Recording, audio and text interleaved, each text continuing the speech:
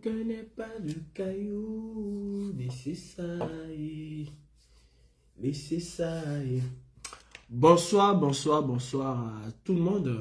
J'ai pas de sujet précis aujourd'hui.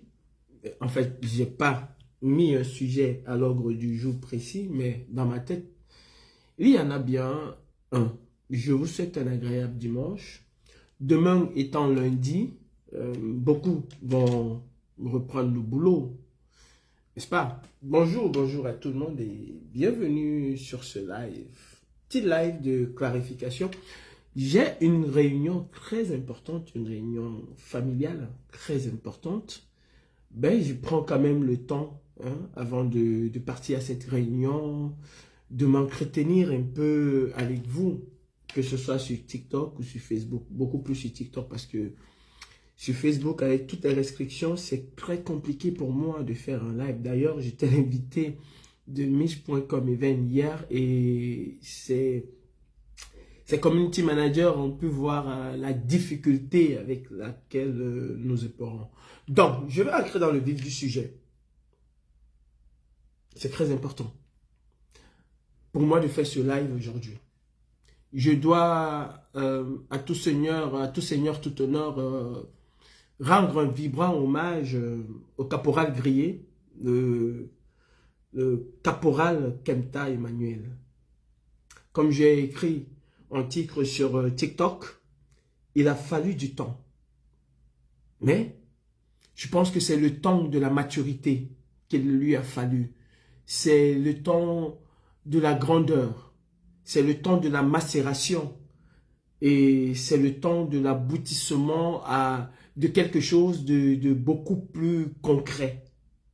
Je pense que quand je tirais un peu cette sonnette d'alarme, le moment n'était pas propice. Peut-être il estimait qu'il n'était pas encore, en fait, que nous n'étions pas encore mûrs pour avoir certaines responsabilités. C'est tout à fait normal, c'est son droit de le penser, même si nous pensions que nous avions atteint cette maturité.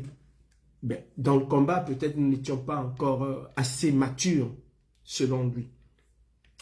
Je tiens à préciser que mon entrée dans ce combat a été émaillée d'un constat. Un constat amer que j'ai pu faire en ce qui concerne nos aînés. J'ai constaté que nos aînés ont plus passé le temps à se tirer dessus qu'à construire une véritable lutte pour faire tomber Biya. D'ailleurs, au mois de juillet 2018, j'envoyais une correspondance, comme je l'ai dit hier encore dans mon émission, et j'ai déjà même mis une partie de cette correspondance-là à la lumière de tout le monde. J'ai envoyé une correspondance à mes aînés en leur disant: il est temps de passer le flambeau à la nouvelle génération qui, elle, est beaucoup plus dynamique que vous, qui, elle a beaucoup plus de choses à apporter dans la vision du combat camerounais que vous. Vous avez fait votre temps avec les hauts et les bas. Mais aujourd'hui, il y a une nouvelle génération de jeunes qui sont dynamiques et qui veulent véritablement en découdre avec Biya. Vous avez eu une façon un peu pacifique de faire les choses. Nous sommes dans l'action directe, dans l'activisme pur et dur. Et c'est l'occasion pour moi ici de remercier l'un des premiers à nous avoir écoutés, à la personne de Brice Nietzsche. Et j'en profite, contrairement à ce que les gens pensent que lui et moi on est au téléphone tous les jours. Je profite de cette occasion pour lui adresser mes sincères vœux de santé. Et surtout de santé, je n'ai même pas d'autres vœux à lui dire, mes vœux de santé. Je sais que l'année 2024 a été une année très éprouvante pour Brice Nietzsche, avec une longue période de maladie et j'en passe. Je ne vais pas entrer dans les détails. Le tout premier, s'il vous plaît, sur TikTok, je vous prie tapoter. Après, on pourra discuter le temps que je pourrai prendre des gens. Le tout premier à nous avoir écoutés, à avoir compris, à avoir bien lu mon message de juin 2018. Je parle bien de juin 2018, c'est-à-dire quelques mois avant l'élection présidentielle. Le tout premier à avoir écouté notre message, c'est le grand frère Brice Nietzsche, qui a décidé de mettre, je dirais, en berne son propre mouvement qui s'appelle le Code. Brice Nietzsche, je dirais, même si ce n'était pas de manière officielle, il a suspendu les activités du Code au profit de la brigade anti-sardinage.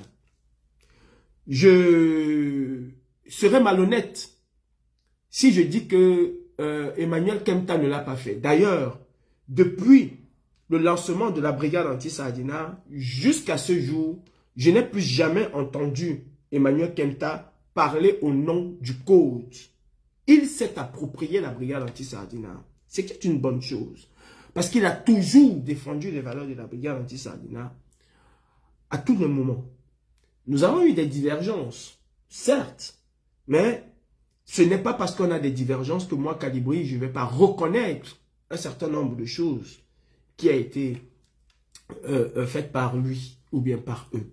Je disais tantôt que Brice Nietzsche a porté le mouvement. Brice Nietzsche s'est effacé au profit de la jeunesse. Et ça, c'est des choses qu'il faut dire.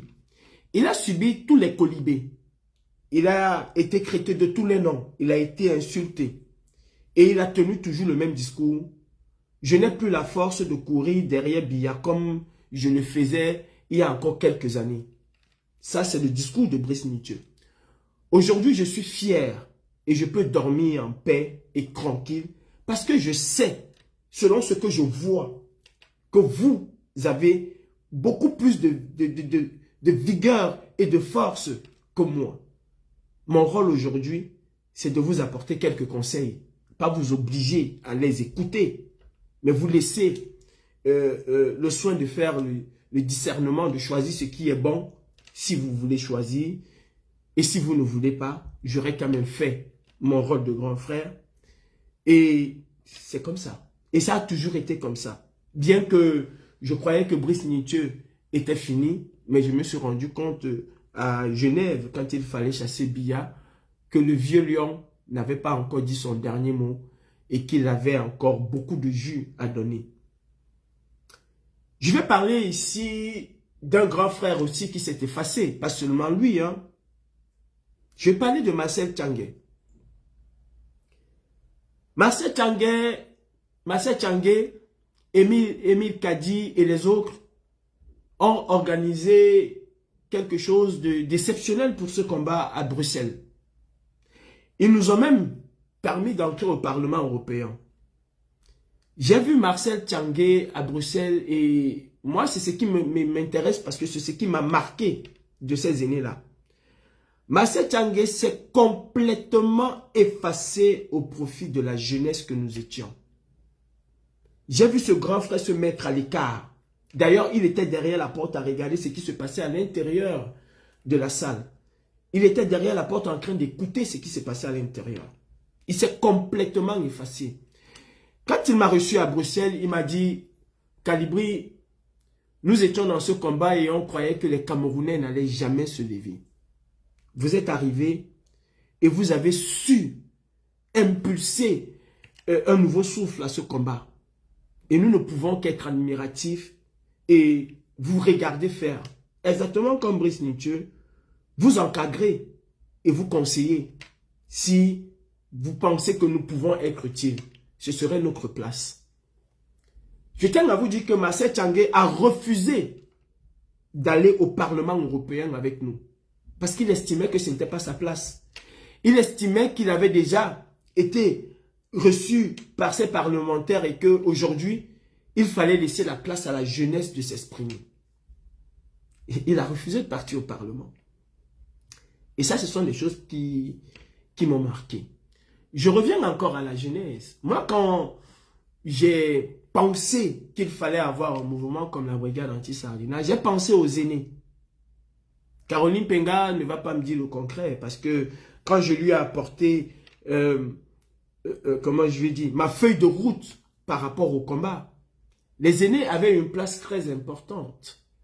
Je les avais appelés les sages, le conseil des sages, ceux vers qui nous devions nous retourner quand on avait des difficultés. Ceux qui étaient là pour nous encadrer, ceux qui étaient là pour nous orienter, ceux qui étaient là pour nous guider en fait.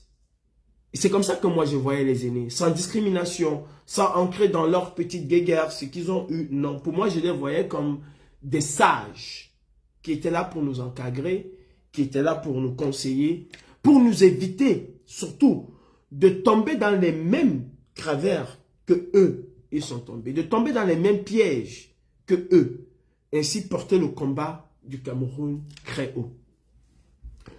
Mon grand frère Kemta et moi, nous avons eu des problèmes à ce sujet. Parce que j'estimais qu'il fallait laisser la place à la jeunesse que nous étions. Qu'il fallait nous encadrer. Et comme je l'ai dit, peut-être qu'il s'est dit, oui, Kemta, personnellement. Et je ne vais jamais dire qu'il a toujours été au devant. Hein. Ça, il faut le reconnaître.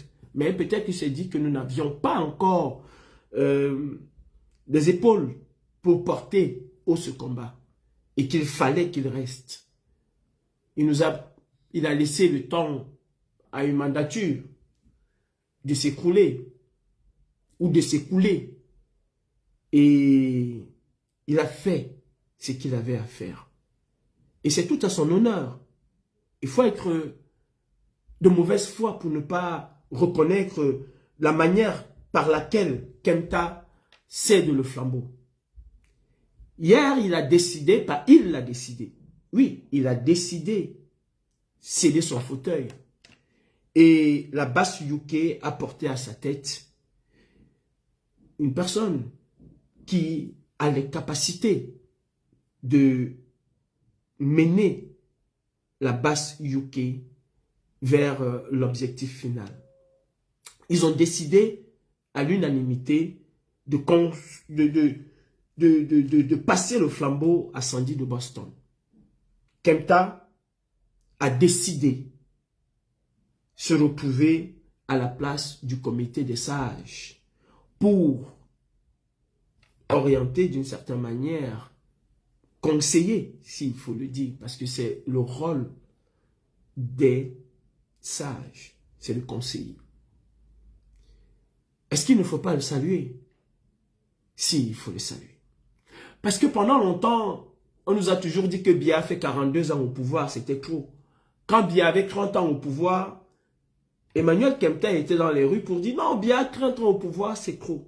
Quand Biya avait 20 ans au pouvoir, il était dans les rues pour dire Biya a 20 ans au pouvoir, c'est trop. Et il a pris la grandeur de comprendre qu'il y a une relève aujourd'hui. Je sais qu'à Sandy de Boston, ce n'est pas une tâche facile. Être à la tête de la brigade anti-Sardina, je sais de quoi je parle. Ce n'est pas une tâche facile. Je lui souhaite toute la réussite de son prédécesseur. Je lui souhaite d'incarner l'esprit de son prédécesseur et de ceux qui ont été avec lui. Esprit de rassemblement. Faire rayonner la brigade anti-Sardina d'une manière positive. Bref, Sandy, aujourd'hui tu as une lourde charge. Celle de mener à bien la barque de la basse UK. Bienvenue, mon commandant, et allons de l'avant. La basse UK, non. Le caporal Grillé était un des derniers Mohicans à tenir encore le flambeau. Même s'il faut le dire, depuis 1 ou 2 années, il était toujours secondé par Sandy de Boston. Mais il était l'un des derniers Mohicans à tenir le flambeau.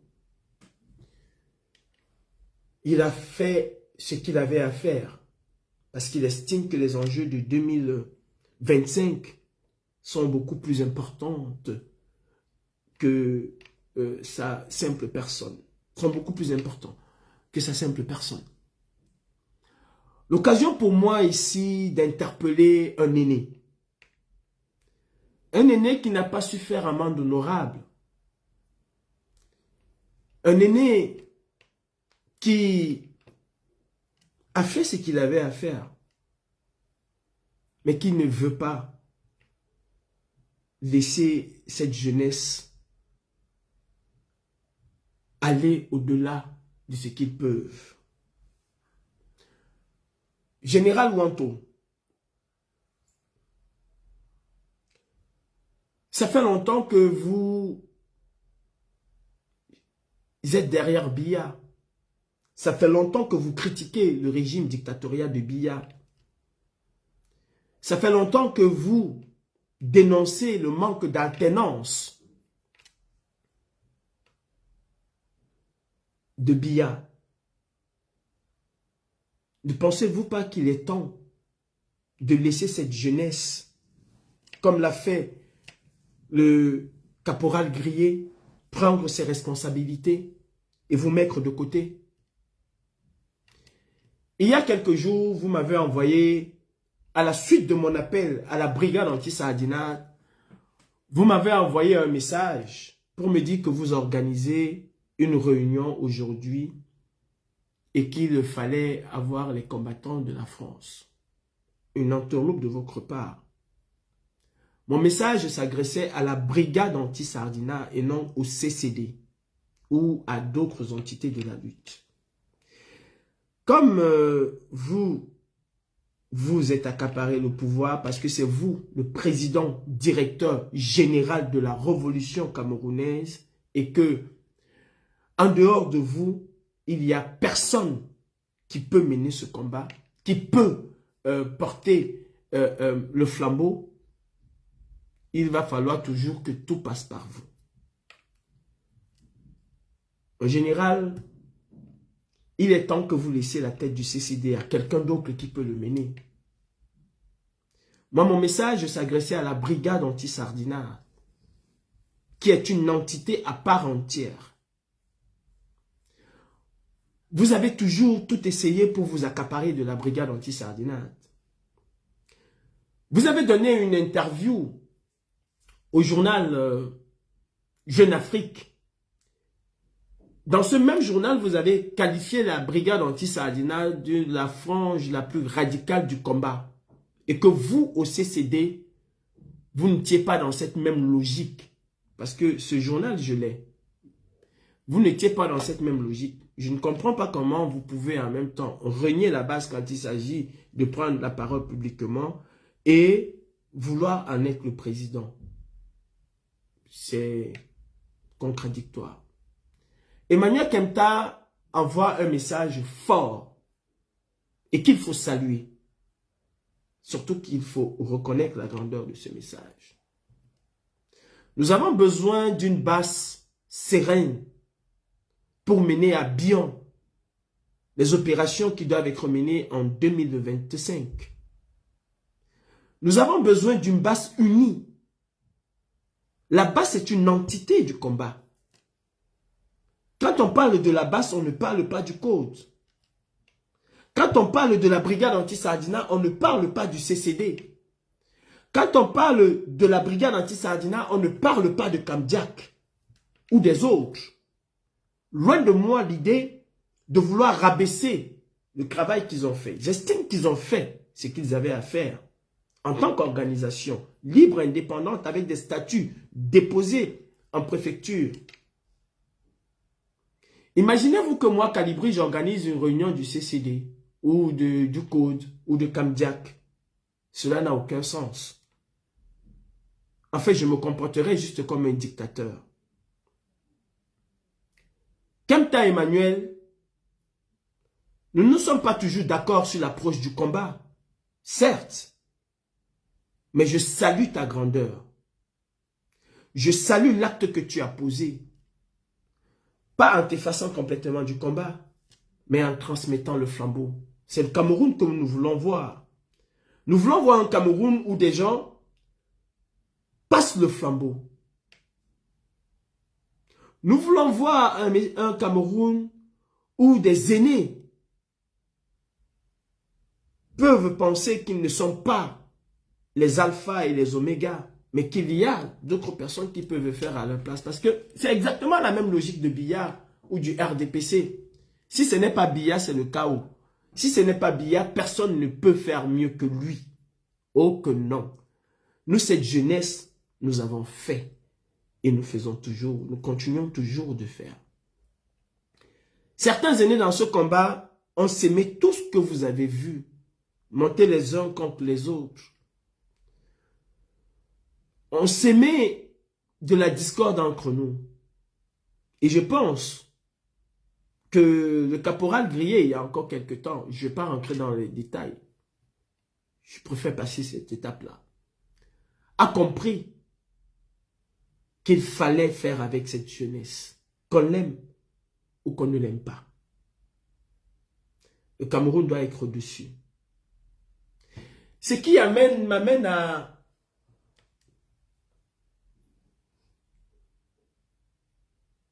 m'interroger sur l'ingratitude des Camerounais. J'ai vu un post de Annie Anzoué qui m'a fait, je veux vous dire la vérité, qui m'a fait pleurer. Tu comprends que le Camerounais est foncièrement méchant et mauvais.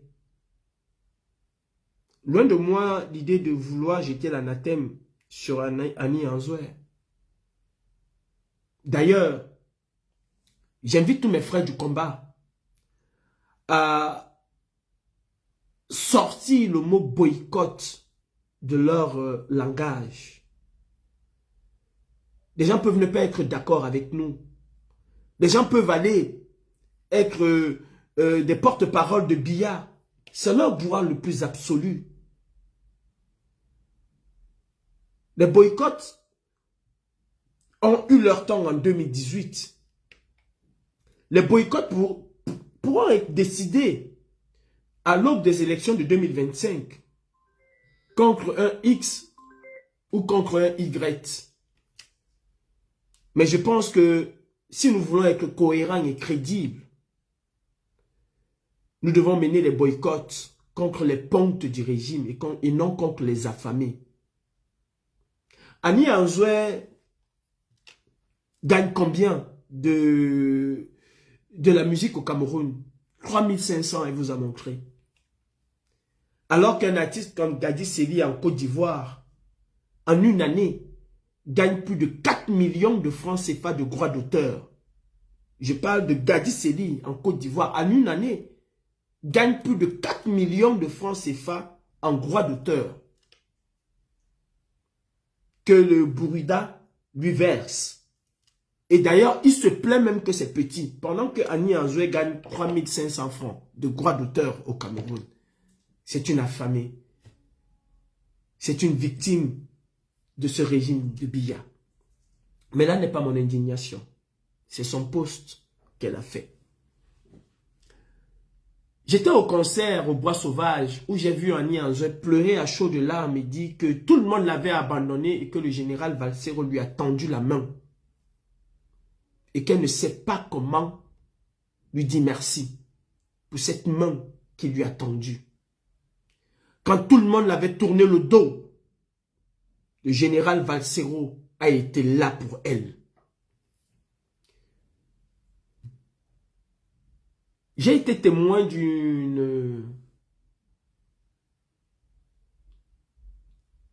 crise de colère du général Valsero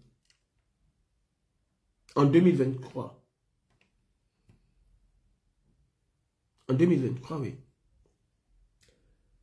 Le jour de son anniversaire, il a décidé de passer ce moment avec Calibri Calibro. Je suis allé le récupérer à son arrivée à Paris. Il m'a amené à son hôtel. Et il a appelé quelqu'un au Cameroun. C'était pour Annie Anzoué. Il ne m'a même pas dit parce que j'écoutais la conversation. Et cette personne avait tardé à faire je ne sais quoi. Et j'ai vu le général Valsero péter les câbles sur son téléphone. J'avais l'impression que si ce monsieur était devant lui, il allait le bouffer pour Annie Anzoué. Quand j'ai vu Annie Anzoué au Bois Sauvage dire ce qu'elle a dit, moi qui a vécu cette scène, ça ne me disait rien parce que il a fait ce qu'il avait à faire. Même si le général Valser ne t'a pas payé, je ne sais pas, le fait déjà de te redonner le sourire comme il t'a redonné là. C'était quelque chose de magnifique. Et c'est des problèmes que vous aurez plus réglés entre vous. Pas parce qu'une bande d'individus disent qu'ils vont te boycotter et que tu jettes à la vindicte populaire quelqu'un qui t'a tendu la main quand tu n'en avais pas. Quand tu en avais besoin. J'ai cru qu'il y avait certains Camerounais qui étaient capables d'une certaine grandeur. Mais je me rends compte que le Camerounais, quoi que tu vas faire pour lui, il y a encore de bonnes graines. Mais quoi que tu feras pour les Camerounais, je me rends compte qu'ils n'hésiteront pas à te le faire payer. Annie Anzoué, ta sortie est complètement maladroite. Et c'est l'occasion pour moi d'appeler mes frères du combat. Arrêtons de terroriser les gens. Nous ne faisons pas passer le message avec la terreur. Au contraire.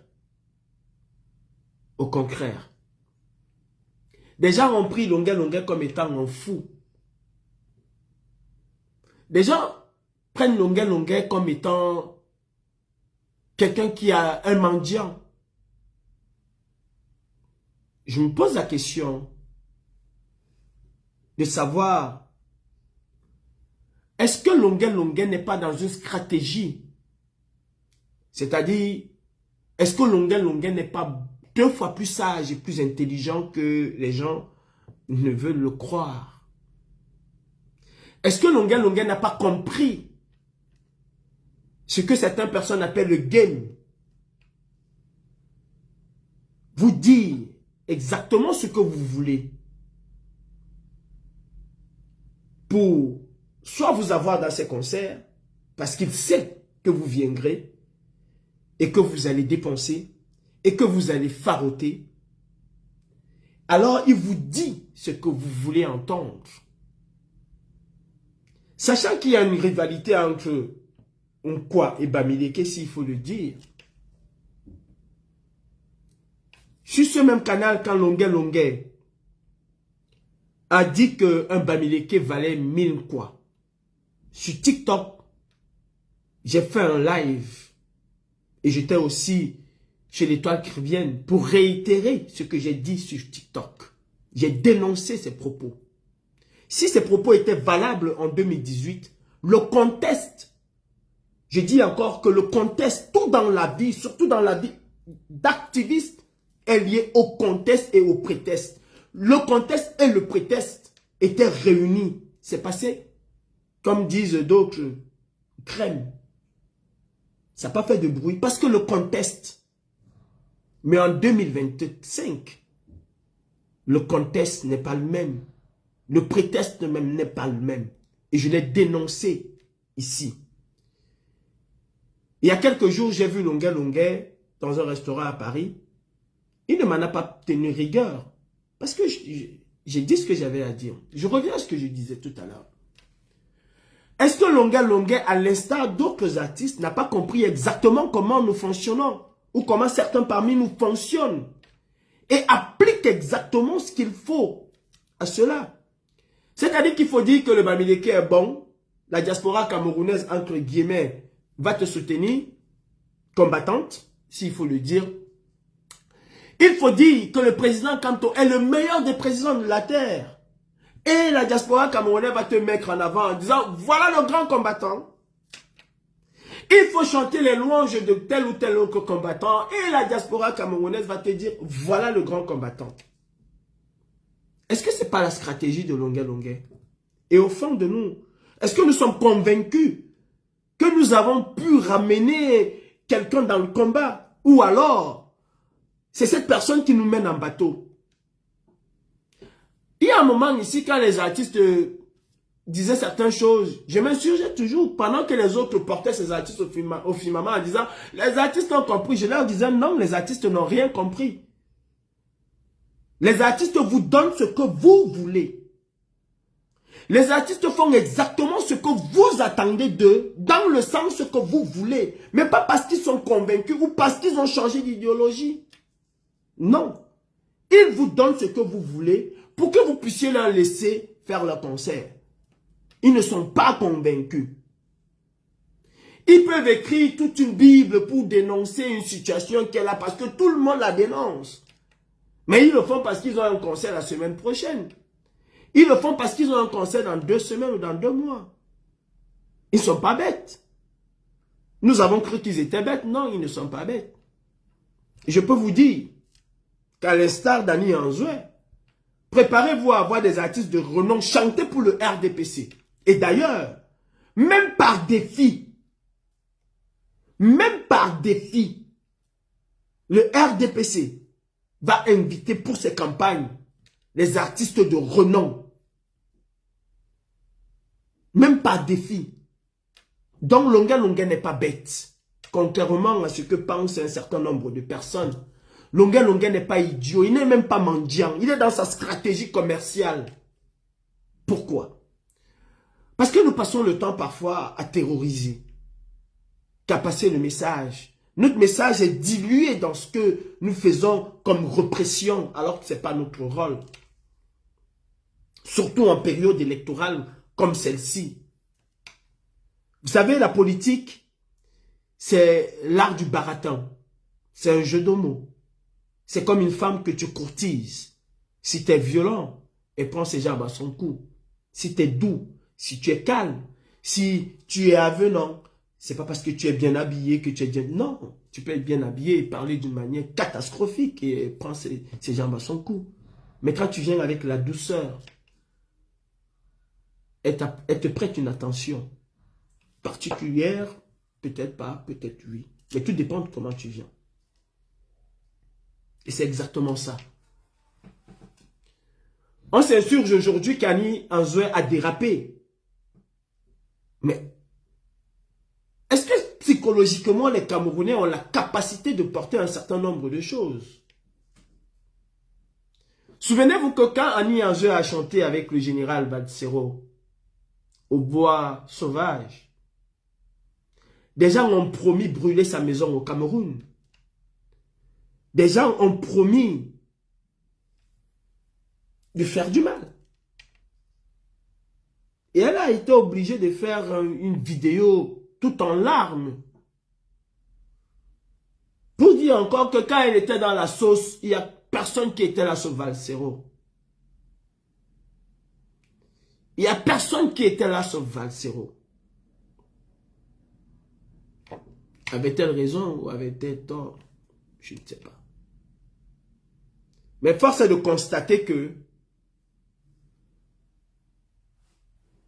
nous avons créé des conditions telles que les gens ont perdu la sincérité. Moi, je n'ai pas de problème par rapport au poste d'Annie Anzoué. Elle est libre de dire ce qu'elle pense. Elle est libre de chanter où elle veut. C'est son problème. Elle est libre. Moi, je l'ai toujours dit.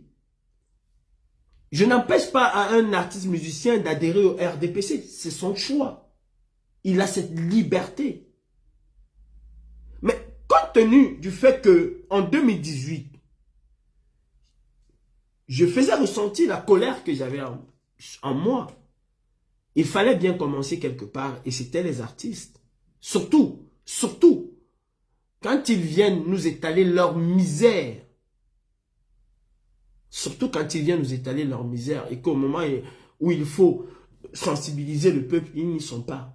Ils n'ont jamais été. Ils n'ont jamais été. Moi, le reproche que je fais à Annie Anzoué, c'est de jeter à la vindicte populaire le général Valsero, soi-disant qu'il n'a pas payé ses cachets. C'est son droit. Mais quand tu prends toi le micro, tu dis que quand tu étais dans la gadoue, c'est telle personne qui t'a tendu la main, qui t'a sorti, qui t'a épaulé. Et moi, Calibri, j'ai vécu cette scène avec le général Valsero. Et on n'en a même pas parlé. Hein.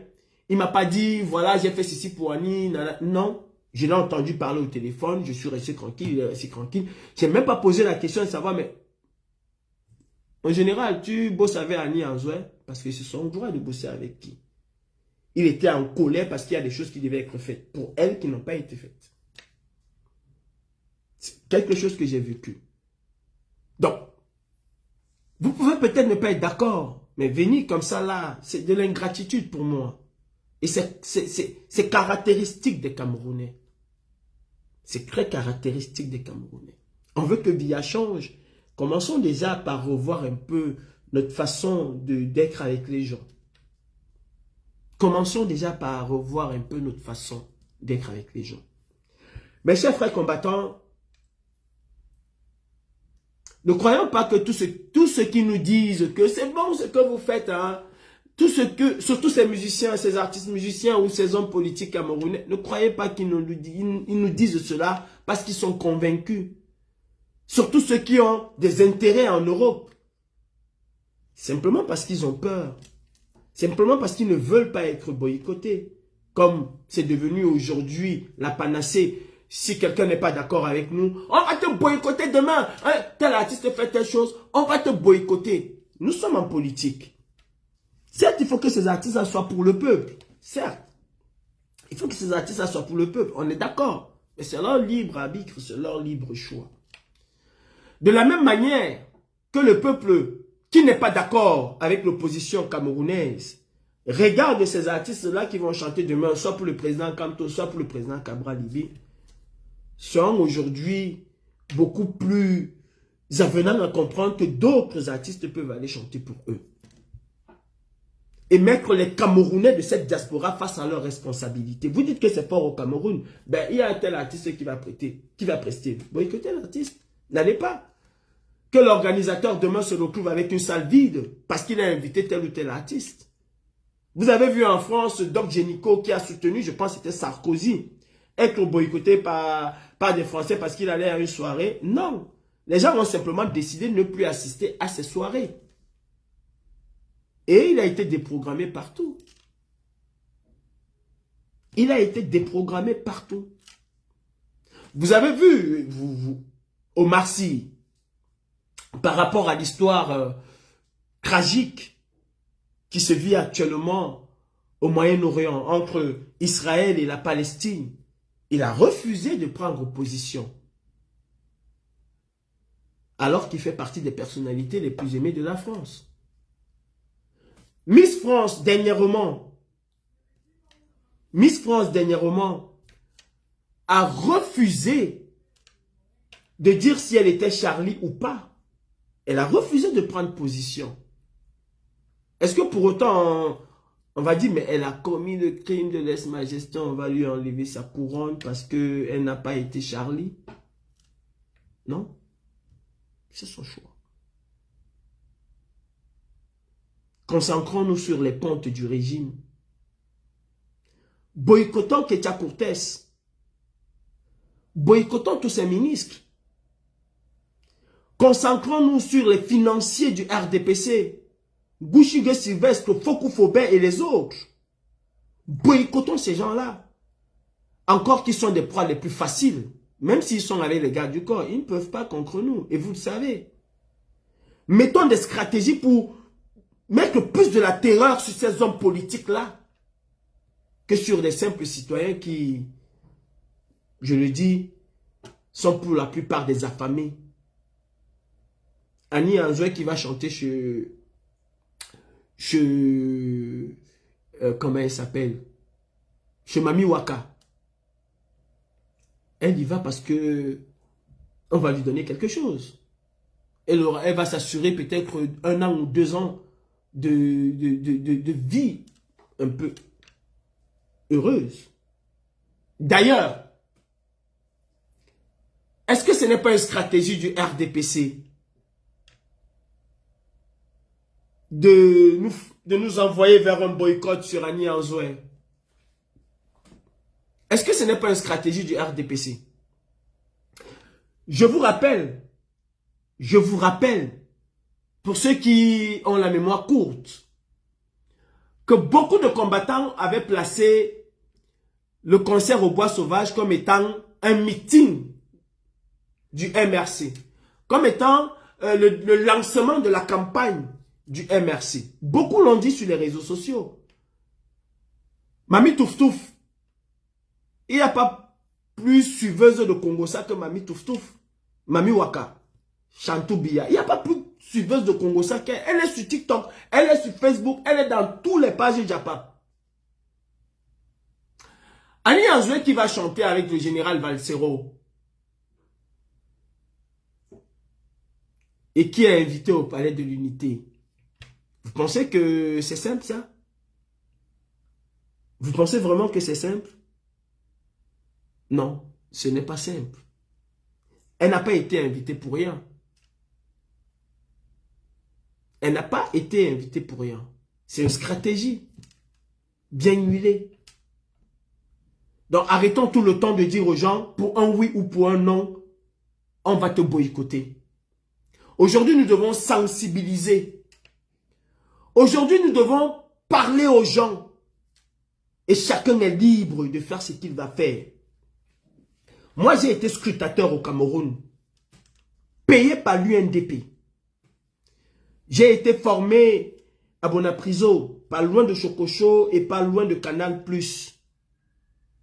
On avait une grande sœur à Makéa, Ladi, qui était une membre influente de l'UNDP, qui m'a coopté pour être scrutateur. J'ai été formé.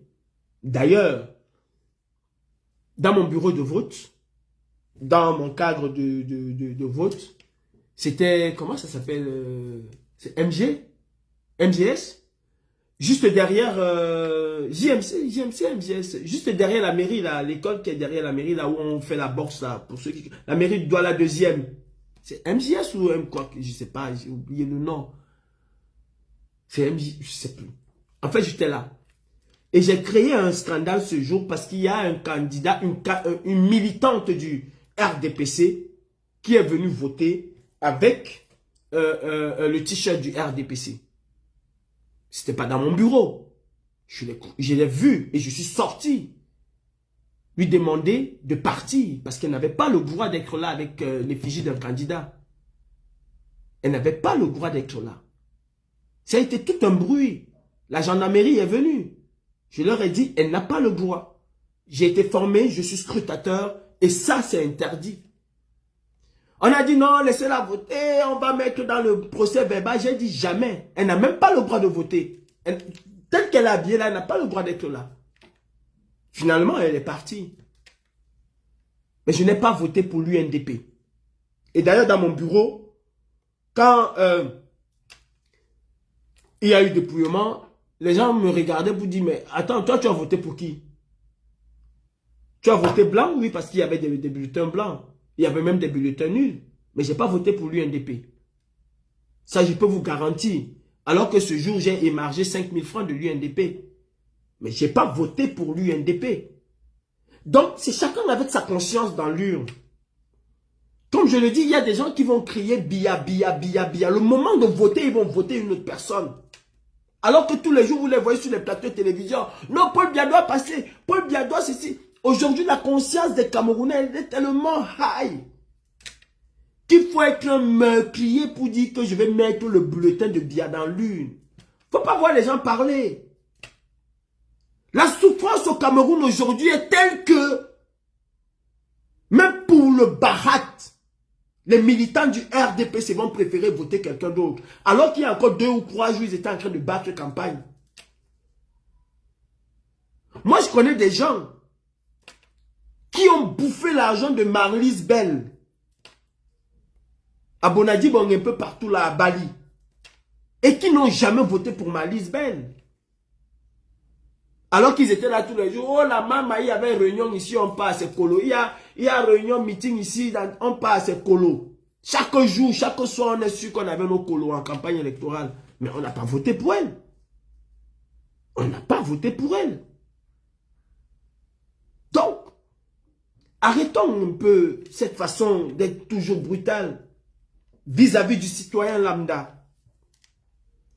Je ne suis pas ici en train de dire que la brigade anti-sardinade va devenir cool, non. Non. Non. Le Camerounais comprendrait mieux un déguerpissement ou un chassement de Mbouchigé Sylvestre à Paris que de s'attaquer à Annie Anzoé parce qu'elle est allée chanter pour... Les Camerounais ne vont pas le comprendre. Ils ne vont pas. Ceci ne dit pas qu'à l'aube de l'élection ou bien qu'à la veille de l'élection, on ne va pas changer de stratégie. Non, ça ne veut pas dire cela. Mais pour le moment, la stratégie, elle est de convaincre les gens d'aller s'inscrire sur les listes électorales. De convaincre les gens d'aller voter en leur âme et conscience. Et d'accepter que les gens ont pu voter en leur âme et conscience. Et je peux vous garantir que beaucoup ne vont pas voter pour le RDPC. Donc, prenons, mes frères, nos responsabilités. Les Camerounais ne sont pas dupes. Quand vous voyez comment on traite les Camerounais comme du bétail, vous pensez que quelqu'un qui a passé 4 heures sous la pluie pour pouvoir s'acheter un sac de riz à 1500 francs, à 15 000 francs CFA, vous pensez vous-même que cette personne-là ira voter pour Paul Biya? Vous le pensez sincèrement? Non, cette personne n'ira pas voter pour Paul Biya. Et le pire, c'est que nous sommes en train de dérouter même cette personne même, d'aller voter même pour quelqu'un d'autre. C'est ça le pire. Le pire, c'est que nous sommes en train de dérouter cette personne. Parce que la personne ne va voir que la violence que nous avons, au lieu de la douceur que nous devions avoir. Convaincre cette personne-là, lui dire, voilà la situation dans laquelle tu vis. Voilà, nous pensons que voilà comment tu peux changer les choses. Parce que tu as une arme qui est ta carte d'électeur. Parce qu'il faut que le jour de l'élection, tu ailles voter, pas t'asseoir chez toi et dire, comme d'habitude, ils vont toujours voler. Ils ont volé parce que vous étiez 3 millions à aller voter. Ils ne voleront plus parce que vous seriez 7 millions de Camerounais à aller voter. C'est ce poids-là, c'est cet excédent-là qui fera en sorte, qui va peut-être faire basculer les choses. C'est cet excédent. Depuis les élections, nous avons travaillé dessus depuis 2022. De toutes les élections au Cameroun, il y a moins de 3 millions ou 3 millions de personnes qui vont voter sur les 6 millions ou 6 millions et demi de Camerounais inscrits et qui ont des cartes. Moins de la moitié vont voter. Donc le RDPC s'est déjà établi un pactole et il faut déjouer les chiffres du RDPC. Il faut qu'au jour de l'élection, et c'est ça le travail de la brigade anti-Salignan aujourd'hui, il faut qu'au jour de l'élection, comme ce fut le cas avec le phénomène Sonko où on a vu des films immenses attendre pour aller voter, il faut que le jour de l'élection, que des gens fassent 4 heures, pas pour acheter du riz, mais pour pouvoir exercer son droit de vote. Qu'au lieu de 3 millions de Camerounais régulièrement votant, comme le dit le RDPC, que cette fois-ci, qu'il puisse avoir 7 millions de Camerounais, 8 millions, si on atteint le chiffre de 8 millions. Nous devons pousser les gens à aller voter. Nous devons pousser les gens à aller s'inscrire. Nous devons le faire. Donc, Emmanuel Kenta, sincèrement, je salue ton initiative. Et j'appelle mes frères combattants. Nous sommes une jeunesse dynamique, surtout à Paris. Et d'ailleurs, est-ce que Kenta ne l'a pas dit? Le désordre dans ce combat vient de Paris. Est-ce que Marcel Tchangé ne l'a pas dit? Parce que quand je parle de Kenta, si je ne parle pas de Kouaman Dibanke, c'est que je suis pas honnête. Ce sont des grands frères qui ont accepté se mettre à l'écart. Si je ne parle pas de Jean Crépin Nyamsi, c'est que je suis un connard. Parce que ce sont des grands qui étaient là avant nous, qui ont accepté, même si c'est un jeune comme moi, mais il était en combat parisien depuis. Il s'est mis à l'écart. Il s'est mis à l'écart, Jean Crépin Nyamsi. D'ailleurs, il ne parlait plus au nom du corps de Jean Crépin Nyamsi. Il ne parlait plus au nom du code. Ils sont nombreux. Émile Kadi. Le général Schwarzkopf et les autres. Tous ces grands aînés de 92 qui ont été chassés du Cameroun, qui ont soufflé le chaud et le froid. Tous ces aînés-là se sont mis de côté. Mes frères du combat, nous avons été manipulés par certains aînés. Manipulés au point où nous sommes devenus des pires ennemis de la terre. Au gré de leurs propres intérêts à eux, ces aînés-là. Réveillez-vous. Sandy, c'est de quoi je parle. Réveillez. Prenons nos responsabilités, mes frères. Arrêtons de rêver. Si à Paris, on continue dans le désordre, si les aînés de Paris ne veulent pas redonner une espèce de grandeur à cette jeunesse-là, ce serait très difficile. Et ça, ce combat avec Wanto, je le mène depuis 2018. Ce combat avec Wanto, je le mène depuis 2018. Pour dire à Wanto, ce que tu fais dans ce combat est beaucoup plus destructeur que autre chose. Monter Salomé Tchatché contre Calibri, monter le colonel So contre Calibri, monter Calibri contre Y, et heureusement, je n'ai jamais accepté ce genre de choses. Jamais je n'ai accepté ce genre de choses. Jamais. Jamais je n'ai accepté ce genre de choses.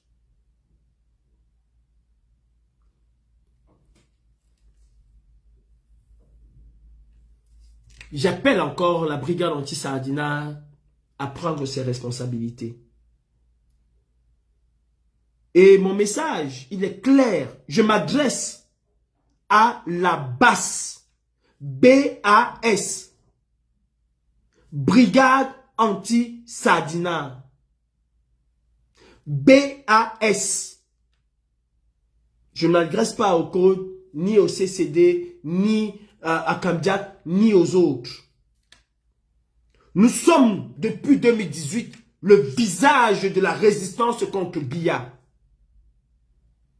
Ceci ne veut pas dire que nous n'allons pas travailler de concert avec les autres. Non. Non et non. Mais regroupons-nous d'abord au sein de notre maison. Définissons les grandes lignes qui doivent nous guider pour 2025 avant d'aller voir ce que les autres aussi vont faire. Les autres, le CCD doit aussi se réunir et déterminer le plan de sa lutte pour 2025. Kamdiak doit se réunir et déterminer le plan de sa lutte pour 2025. Le Code doit se réunir et déterminer le plan de sa lutte pour 2025. Si nos plans de la lutte se concordent, on peut cheminer ensemble. Parce que moi, qui va être beaucoup plus radical en 2025, je ne pourrais et je ne saurais marcher avec quelqu'un qui va me dire non, on ne va pas être radical, on va être pacifiste. Ça ne peut pas marcher. Idéologiquement, on va s'affronter. L'un va rejeter l'autre à tout moment. Donc ça ne peut pas marcher. Je préfère te laisser dans ton pacifisme et moi me consacrer dans ma radicalité. Mais on ne peut pas idéologiquement être ensemble. Si le combat est de faire tomber, si l'objectif que nous allons nous assigner est de faire tomber Biya par tous les moyens et que le Code, Kamdiak, le CCD, nous sommes d'accord là-dessus, on s'agglomère, on forme un et on y va. Parce qu'on a un même esprit. C'est comme ça que les choses fonctionnent.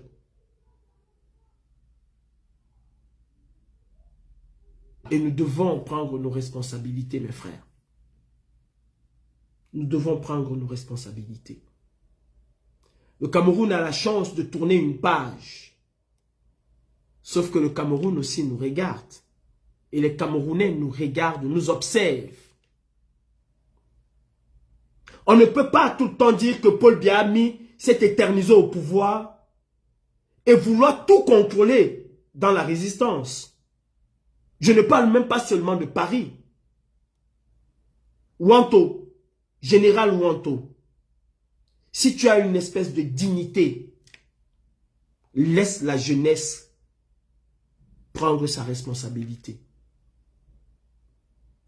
Moi, il y a très longtemps, et l'ancien secrétaire de la brigade anti-sardinade, Mademoiselle Leslie ne peut pas dire le contraire parce que je lui ai proposé de prendre cette tête-là.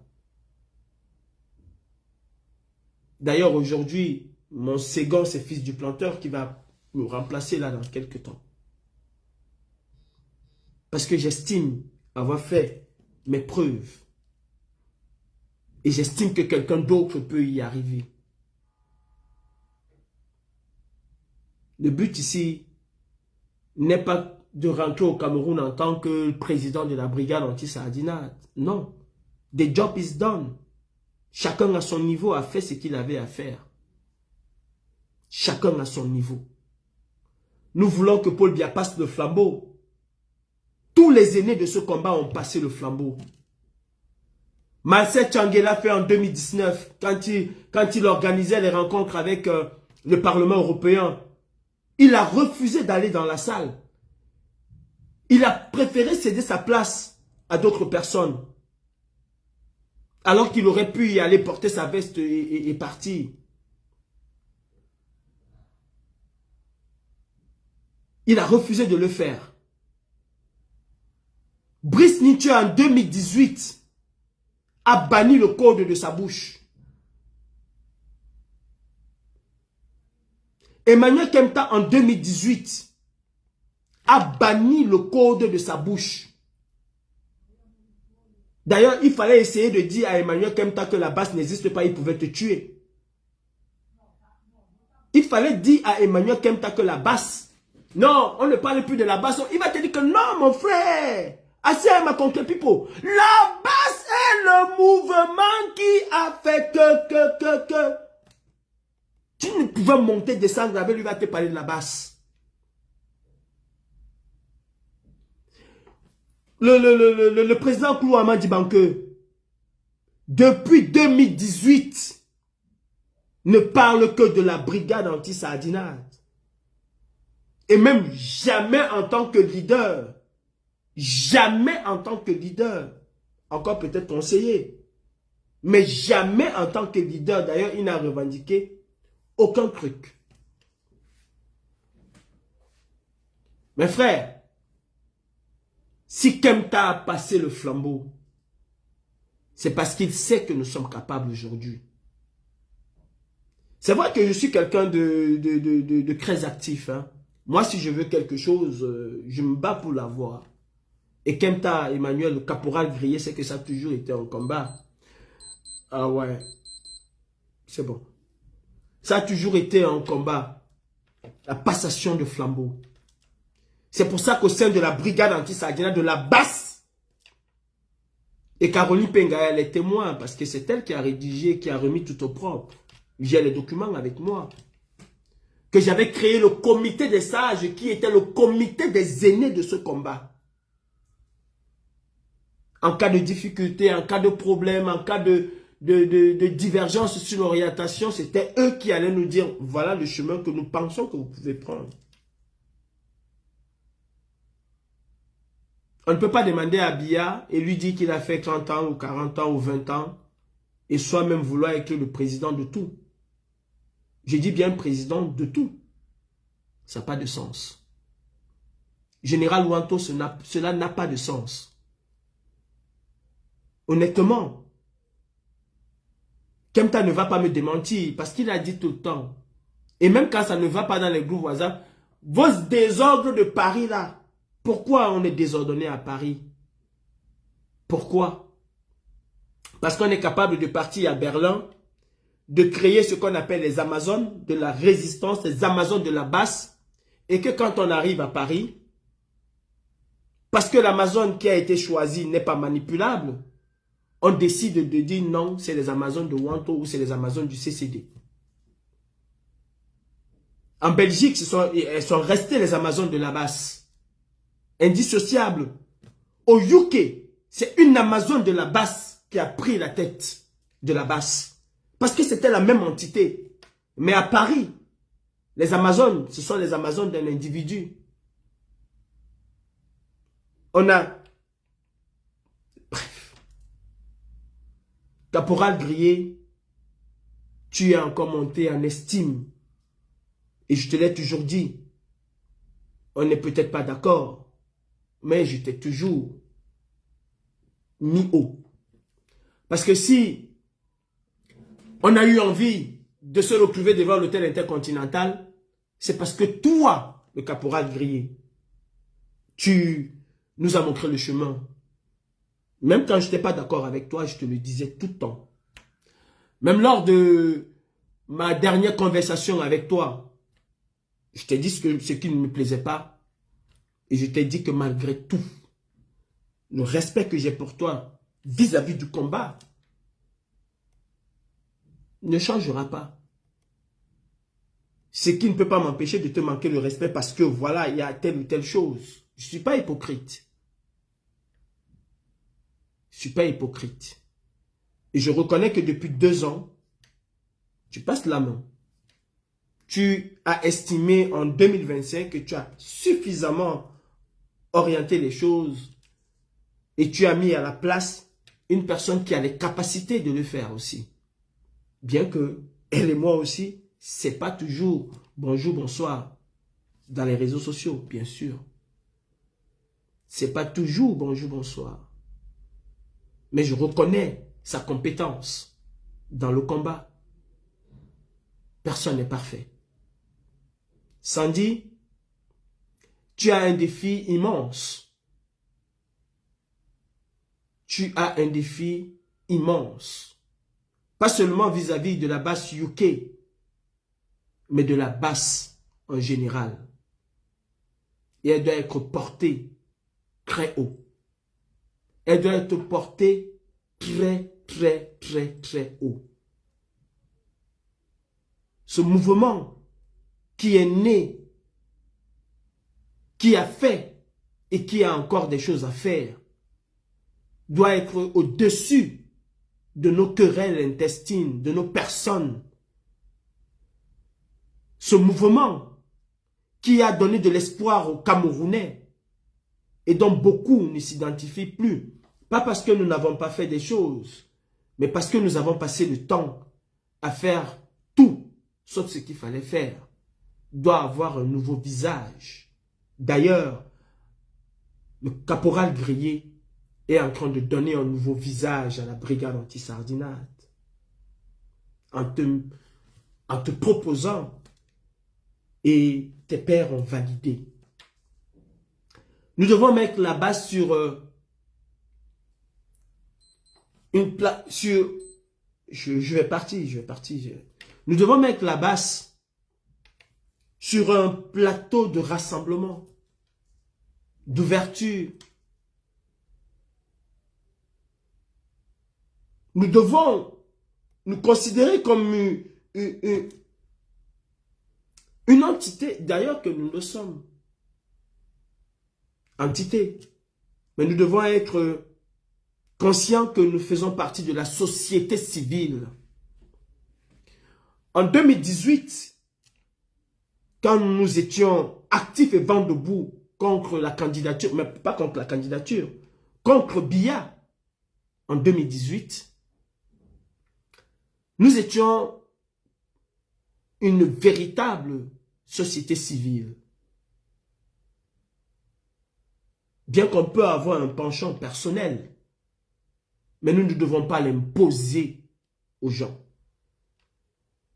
J'aimerais voir, je souhaite voir cette brigade anti-sardinade respecter, sauf Biya, mais respecter tous les candidats de l'opposition camerounaise.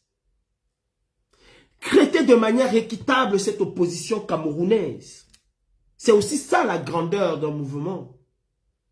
Traiter de manière équitable ses responsables politiques lors de la campagne et lors de la présentation de la profession de foi des candidats et du programme politique de ces candidats-là.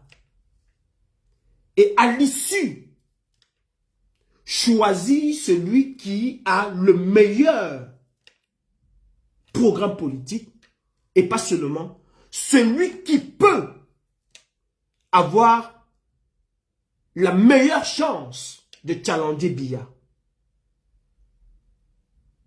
Mais nous ne devons pas, en tant que membres de la brigade anti-sardinate, insulter un Cabral Libi parce que hier nous les chrétiens de Moukouagne avoir le même dialogue aujourd'hui.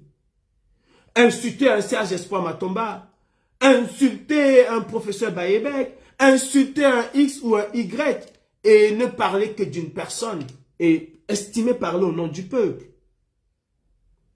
Qui nous dit que ce que nous voulons, c'est ce que le peuple veut? De quel peuple nous parlons?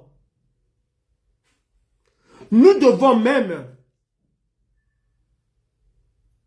faire en sorte de pousser cette opposition. Et nous avons ce pouvoir de pousser cette opposition à coaliser. En 2018, n'avez-vous pas vu Cabral Libi chez Max, Seigneur Ivoire, alors que Max soutenait le président Kamto? Mais il recevait Cabral Libi. Et Cabral Libi, quand ça se coupait, il revenait. Ça se coupait, il revenait, il transpirait comme un mouton, mais il revenait, il était là. Il passait son message. Nous sommes aujourd'hui dans un contexte où c'est tous contre Biya. Bien que c'est une équation impossible au Cameroun. Mais nous ne devons pas ostraciser des candidats parce que nous ne sommes pas d'accord avec eux. Personne de nous ne connaît ce qui va se passer en 2025. Quel est le revirement de situation qu'il peut avoir en 2025? Le président Kamto a dit, ce n'est pas écrit sur son front, président de la République. Qu'est-ce qu'il nous dit qu'en 2025? Qu'est-ce qu'il nous dit qu'à l'heure où nous sommes en train de parler, il n'y a pas de tractation entre Cabral Libi, le président Kamto, Joshua aussi? Je n'en sais rien. Qu'est-ce qu'il nous le dit? Qu'est-ce qu'il nous dit qu'ils ne sont pas en train de faire quelque chose? Qu'est-ce qu'il nous dit même qu'à la veille des élections, voyant le Cameroun s'enfoncer, ils ne vont pas se dire, écoutez, hier nous étions des proposants, aujourd'hui nous devenons des véritables opposants à Biya. Qu'est-ce qu'il nous dit ça? Et que demain vous allez voir un Cabral Libi qui à la veille des élections va dire, écoutez, je sais que je ne peux pas faire le poids contre Kamto, j'appelle les gens à aller voter pour Kamto. C'est vrai qu'il n'y a pas un deuxième tour au Cameroun, mais il peut se désister à la dernière minute. Qu'est-ce qu'il nous le dit? Rien ne nous dit ça. Et rien ne nous dit, exactement comme à la veille de la clôture des élections législatives au Cameroun, que le président Kamto, voyant que sa candidature va être émaillée de beaucoup de choses, nous dit, écoutez, je ne vais plus me présenter à l'élection présidentielle. Je vous appelle, vous mes sympathisants, à voter pour telle personne. Parce qu'il y a eu des alliances, je ne sais pas, secrètes quelque part. Nous devons être une société civile libre, pas une caisse de résonance d'un candidat ou d'un autre. Nous avons tout le temps de sensibiliser les Camerounais. Parce que quand on dit aux gens, allez vous inscrire, à quel moment on choisit parmi ces gens, on dit, non, vous les militants du MR, c'est rien que vous, allez vous inscrire. Vous les gens du RDPC, allez dormir chez eux. Nous nous adressons à tous les Camerounais. Quand nous demandons aux gens d'aller voter, nous nous adressons à tous les Camerounais, sans exception, sans distinction, sans ostracisation. On s'adresse à tous les Camerounais. On ne s'adresse pas qu'aux gens qui sont convaincus comme nous autres. Donc nous devons, à la brigade anti-sardinat aujourd'hui, montrer un autre visage. avoir une certaine neutralité vis-à-vis des candidats et attendre le projet politique de chaque candidat. Évaluer les projets politiques de chaque candidat. Quelles sont nos propres revendications, nous, en tant que brigade anti-sardinade? Nous devons imposer la double nationalité à ces candidats. Nous devons même imposer la double nationalité comme thème de campagne.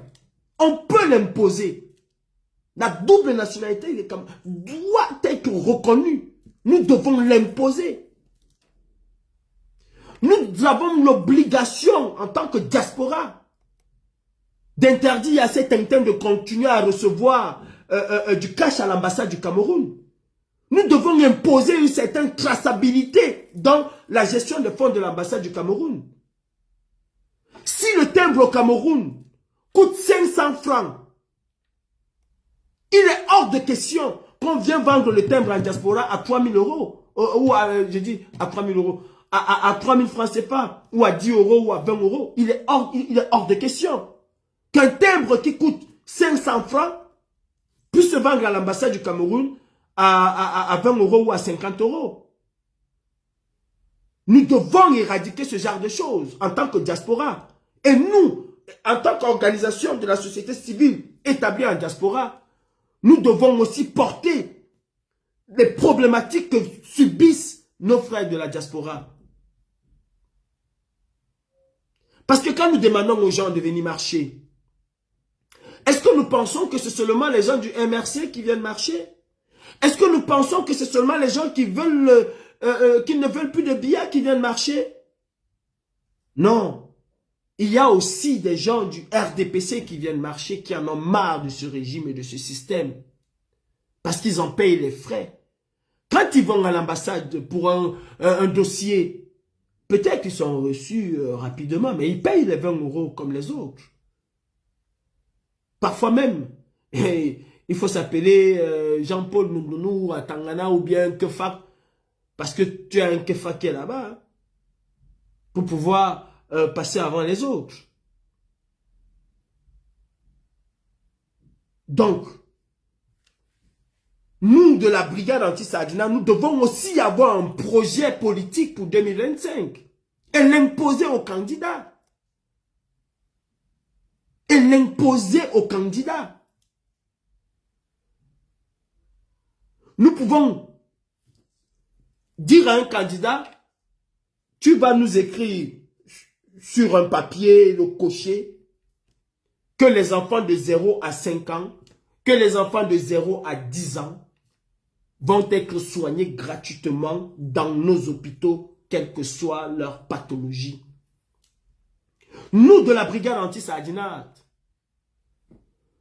nous devons penser à ces maladies. Comment on les appelle? Des maladies orphelines qui existent là. Il y a des parents ici qui vivent au Cameroun avec des enfants qui ont des maladies qui ne sont pas prises en charge par l'État. Nous devons penser aux handicapés. Pousser cet État à aller plus loin, d'ailleurs qu'il ne le fait pas. Pousser nos candidats à proposer un véritable plan pour soutenir les handicapés. On va pas seulement, la brigade anti-Sardina n'est pas seulement là que on va te boycotter, on va boycotter. Non. Quel est le projet politique que nous apportons? Quel est le projet politique que nous apportons? Nous parlons du peuple. Il ne suffit pas seulement de dire on va créer un ministère des Affaires sociales. Il y a des enfants autistes au Cameroun qui ont besoin de l'appui gouvernemental. Est-ce qu'il ne serait pas temps pour nous de nous rapprocher auprès d'une personne comme la reine galloise qui a une certaine expérience là-dessus, qui peut nous édifier là-dessus, avec elle élaborer un programme par rapport à ces autistes-là et le proposer aux candidats? Parce que jusqu'à aujourd'hui, aucun candidat n'est allé vers elle. Est-ce que nous ne pouvons pas travailler avec elle? Elle qui est sur le terrain, qui connaît un certain nombre de choses, qui a un certain vécu, une certaine expérience. Donc, nous devons avoir un nouveau visage, bien qu'en gardant l'ADN qui est la nôtre. Bien qu'en gardant l'ADN qui est la nôtre. Qu'est-ce que nous proposons pour 2025? En dehors de Paul Biamosgo, nous devons incarner un nouveau visage de la politique au Cameroun. Une nouvelle façon de faire. Nous devons envoyer le message à ces gens en leur disant, nous vous soutenons aujourd'hui, mais rassurez-vous que demain nous serons contre vous. En tout cas, moi, cela a toujours été ma logique. Hein. Je te soutiens, mais demain, je pourrais être ton pire ennemi. Vous m'avez vu ici quand il fallait critiquer un certain nombre de choses. En ce qui concerne le MRC, je l'ai fait. Sans aller me cacher derrière qui que ce soit, je l'ai fait. Je l'ai fait. Comme actuellement, je dis au président Kanto, ta communication n'est pas la bonne. Ta communication avec des tests aussi de 4 pages, elle n'est pas la bonne. Les Camerounais ne lisent pas. Ta communication est pour une classe de personnes et pas pour le bas peuple. Aujourd'hui, les élections se gagnent via les réseaux sociaux. Les élections se gagnent aujourd'hui via les réseaux sociaux. Ta communication devait être une communication axée sur les réseaux sociaux. Parce que c'est là où il y a tes électeurs. C'est là où se trouvent les jeunes. Il faut parler le langage de ces jeunes. Vous avez vu, lors de la campagne ici, beaucoup de jeunes vous ont dit « Je vote pour le Front National parce que Jordan Bardella parle notre langage, parce qu'il s'exprime comme nous. » Vous avez vu Jean-Luc Mélenchon s'exprimer comme les jeunes. D'ailleurs, quand vous regardez les députés de la France Insoumise, pour la plupart, ils sont où? Sur les réseaux sociaux. Notamment aujourd'hui le plus populaire, TikTok. Il faut proposer. Sans avoir honte d'être traité de traître ou de ceci ou de cela. Nous disons que le MRC est le plus grand mouvement, mais il est absent des réseaux sociaux. À la place, il y a des vendeurs d'illusions. À la place, il y a des activistes qui sont devenus des communicateurs de ce parti. Ce n'est pas notre rôle. Notre rôle, c'est de sensibiliser. Le MRC a une jeunesse dynamique autour de lui. Le MRC a une jeunesse dynamique et même professionnelle. Tchamal, c'est un grand informaticien. C'est un grand monteur vidéo. Il peut faire des merveilles. Combien de Camerounais lisent le programme politique d'un parti politique? Ils n'ont que des grandes lignes. On va construire des routes, on va construire ceci, on va améliorer. Tous ces gens, ils ont le même mot, on va améliorer. Vous avez déjà vu un président qui vient vous dire, avez-vous vu un président qui vient vous dire, si j'arrive au pouvoir là, je ne veux pas vous donner l'eau potable, vous n'aurez plus de l'eau potable, vous allez tous acheter Tanguy. Si j'arrive au pouvoir, les hôpitaux là, vous n'allez plus vous soigner. Ou bien celui qui n'a pas 200 000, il ne va pas se soigner. Vous avez déjà vu un président qui vous dit ça? Même le dictateur vous promet mont et merveille. Même le dictateur vous promet mont et merveille. Donc, sachons faire les choses. Ceux qui pensent que certaines personnes ont la science infuse, connaissent tout, savent tout, mieux que les autres, ben, parfois, on a toujours besoin d'un plus petit que soi. Parfois, le conseil d'un analphabète peut vous décanter une grande situation. Parfois, même les conseils d'un fou, le fou, oui, peut vous être d'une valeur inestimable. Parce que ça, le savoir n'est pas tout. Chacun a un savoir unique. Chacun a un savoir unique.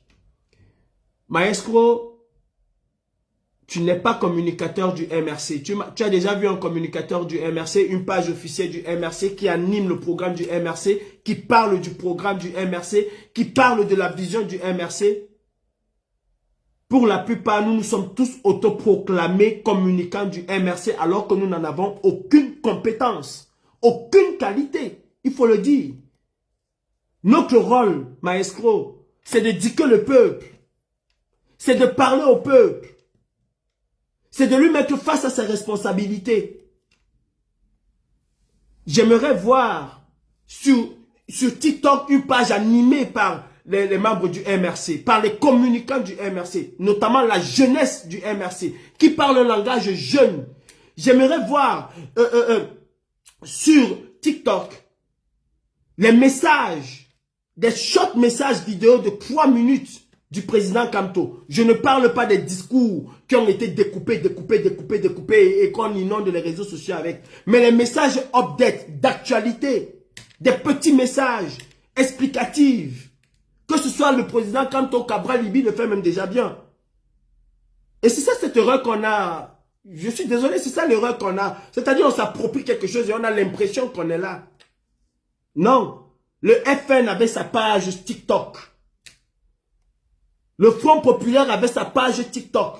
Animée par les jeunes. Ce n'est qu'une proposition. Mais généralement, ça nous arrange. Parce que nous parlons du parti et nous pensons que nous avons qualité à parler du parti.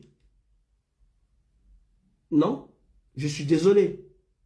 Nous n'avons pas qualité à parler du parti. D'ailleurs, nous nous définissons un peu comme étant les membres de la société civile. Nous nous définissons comme étant les membres de la société civile. Par nature, nous devons être neutres. J'ai un collègue qui m'a reconnu. Il vient d'arriver là. Il me dit, c'est toi Calibri? Je dis non, c'est pas moi Calibri. Il part. Il tourne, il me regarde. Je vois, il prend son téléphone, il regarde, il vient, il me dit, c'est toi Calibri, Calibro. Ça, tu ne peux pas. Voilà comment, voilà, il me met là. J'ai même pas moyen de lui dire non. Je dis oui. Il me dit, ah voilà, quand je t'ai vu, j'ai pensé. C'est vous les gens du MRC, de la basse là. Je dis, reste stop. Pourquoi tu dis MRC là-bas? Je suis de la basse, pas du MRC. Non, mais on vous voit toujours, vous êtes toujours dans les affaires, c'est toujours vous. Je dis non, arrête. On est de la basse et pas du MRC. Le MRC, c'est un parti politique. La basse, c'est un mouvement d'activistes. Sauf que j'ai compris ce qu'il voulait dire. Même si je n'ai pas voulu accepter d'une certaine manière, je ne suis pas du MRC. Si je vais tuer quelqu'un aujourd'hui, je prends ma responsabilité. Je ne suis pas du MRC. Je prendrai ma responsabilité. Mais si je mets la casquette du MRC et que je fais un acte, ça va directement ancrer comme si c'était le MRC qui m'avait envoyé. Tant que quelqu'un fait un massacre ici en Europe, s'il ne dit pas Allahu Akbar, on ne le traite pas d'acte terroriste. Hein. Ça va pas vite un acte terroriste. Mais si sur le champ là, il le fait, il dit Allahu Akbar, on dit ah tiens, un terroriste a frappé encore. Quand les gens disent que nous sommes du MRC, on ne peut pas leur dire le contraire. Ce qui était faisable hier ne l'est plus aujourd'hui. D'ailleurs, le professeur Kamto n'est pas le Magui, c'est le sel. Il faut que vous le mettez dans la tête. Le président Kamto n'est pas le Magui, c'est Cube Magie qui fait la publicité. Le sel, vous avez déjà vu la publicité un jour? Vous avez déjà vu la publicité un jour? Non. Mais vous allez acheter le sel. On a go up, on a go down, on a go bas sol. On a go bas sol. Donc, il a déjà fait ce qu'il avait à faire. Il n'y a pas un Camerounais qui peut ignorer la pertinence, la qualité intrinsèque de cet homme. Il n'y a pas un Camerounais. Sa combativité, il n'y a pas un Camerounais qui l'ignore. arrêtons de nous substituer aux communicants du MRC. Le MRC doit avoir aujourd'hui là une communication choc, comme aux États-Unis. Vous avez vu la campagne électorale? Vous avez vu combien de millions de dollars les deux camps ont dépensé pour des campagnes de 3 minutes sur TikTok, sur les réseaux sociaux? Combien ils ont dépensé pour cela? Pour expliquer un tel ou un tel, pour démonter le fait d'un tel, ou arranger un fake pour une cause bien précise. Quand par exemple on arrête Maître Alice Com et que le président Kamto fait un discours de 4 pages ou d'une page et demie, combien ont lu ce discours?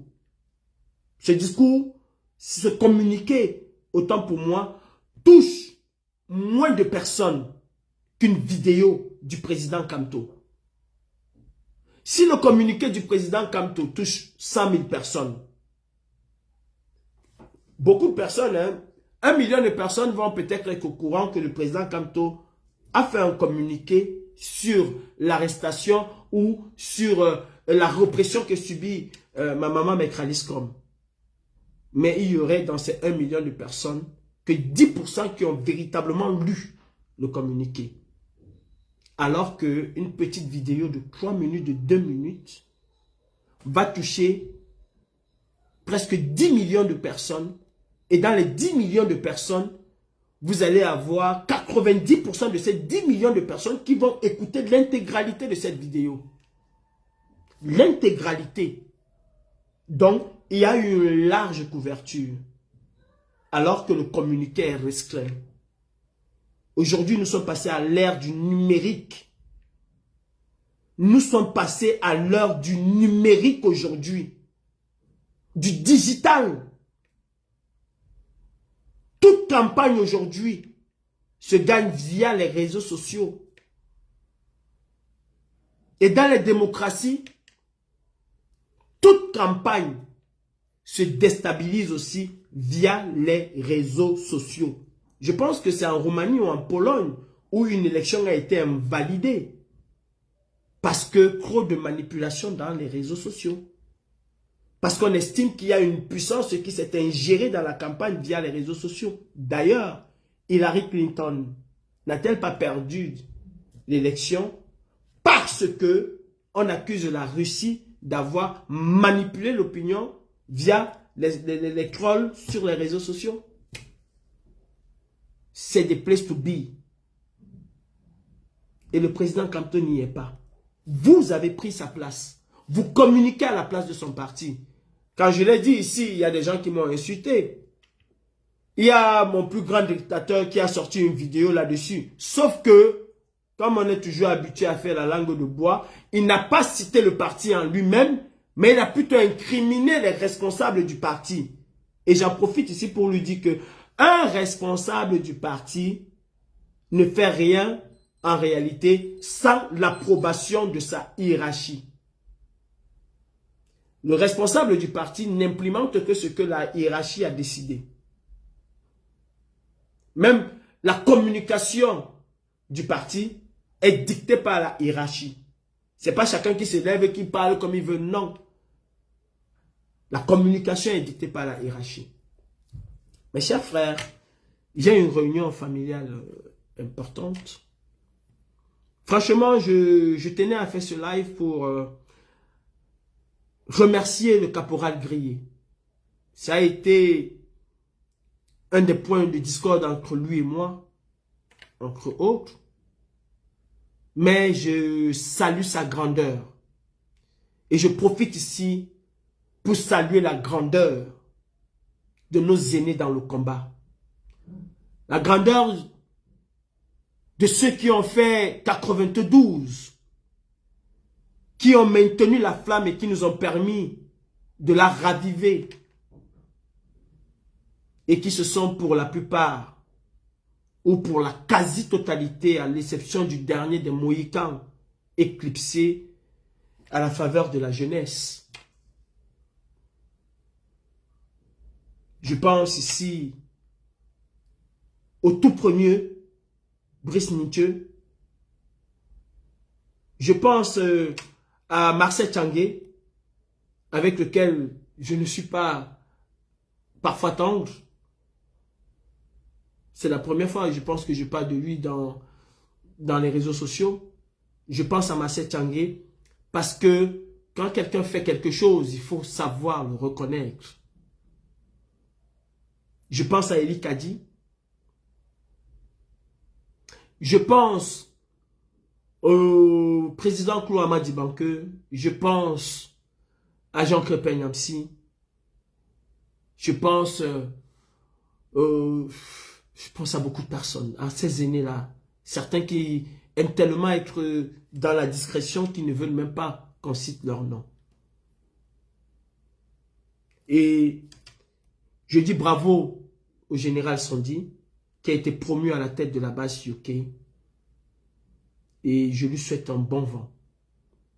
Surtout, d'amener cette brigade UK plus haut, parce qu'elle a un défi. Kemta a placé la barre, et il faut qu'elle aille au-delà de la barre que Kemta a placée. Caporal Grillé, tu as été l'un des porte-flambeaux de la basse. Tu fais aussi partie parmi les premières personnes qui ont enlevé le code de leur vocabulaire. Tu as passé le flambeau aujourd'hui. Je comprends que tu prenais le temps d'observer, de voir les choses, peut-être ce que je ne voyais pas, de ramener certaines personnes sur le chemin que tu estimais être le meilleur. Nous savons de quoi je parle. Et de faire confiance par la suite. Ce n'est que ta grandeur, mon grand. Comme les jumeaux ou comme la langue et les dents, on n'est toujours pas d'accord, mais nous sommes obligés d'être ensemble. Brigade anti-sardinate, prenons nos responsabilités. Unissons-nous. Ayons une vision globale de la lutte et non parcellaire. Portons cette lutte plus haut, plus haute autant pour moi que nos aînés. Portons cette lutte. Parce que si Kemta passe le flambeau aujourd'hui, c'est parce qu'il estime que Sandy peut la porter avec ses compagnons. Et c'est notre devoir. Le MRC est un parti politique. Nous sommes des activistes. Et il est temps pour nous de penser à la diaspora camerounaise.